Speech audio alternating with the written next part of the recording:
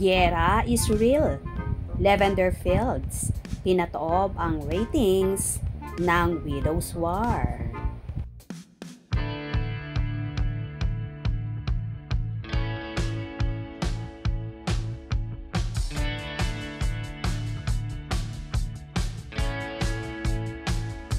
Nagdeklara ng giyera ang GMA Network nitong Lunes, September 2.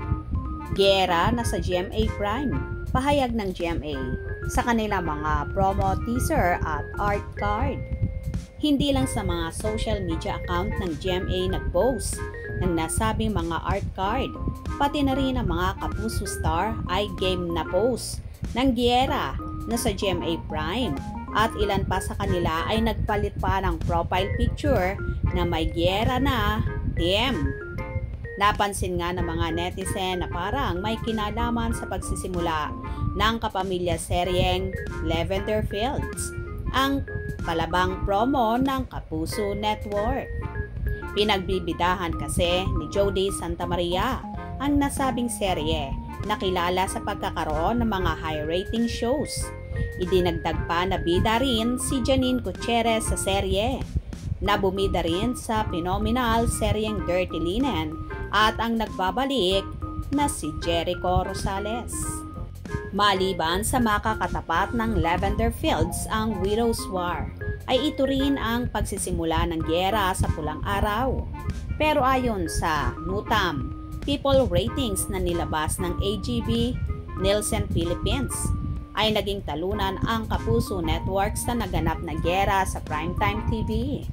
Panalo ang Lavender Fields na may 9.9% rating laban sa 8.8% ng teleseryeng pinagbibidahan ni Bea Alonso sa 8 p.m. time slot, habang 0.4% naman ang rating ng delayed telecast nito. Record-breaking nga ang nakuhang rating ng serye ni Jody dahil ito ang highest rating sa mga nag-pilot episodes ng mga kapamilya serye na nasa second slot ng primetime bida. Ang mga teleseryeng Can't Buy Me Love at The Iron Heart ang mga previews na nakagawa ng nasabing record. Panalo rin ang Lavender Fields sa online views na may higit 600,000 peak concurrent views laban sa wala pang 100,000 peak concurrent views ng Widow's War.